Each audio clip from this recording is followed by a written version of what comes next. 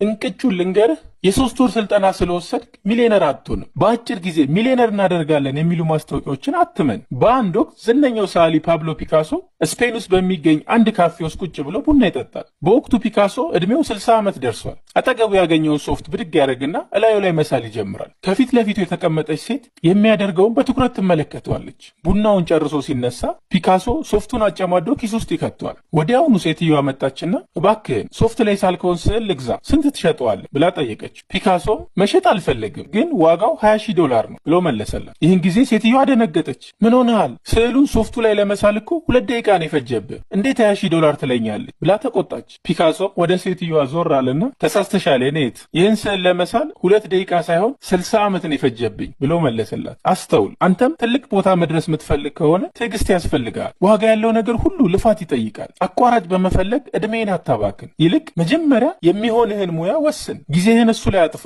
ውጤት የሚመጣው ቀስ በቀስ ነው። ብዙ መልፋት፣ ብዙ መድከም አለ። ጊዜህንም ገንዘብህንም ራስ ላይ ኢንቨስት አድርግ። ያን ጊዜ ያሰብክበት ቦታ መድረስ ትችላለህ።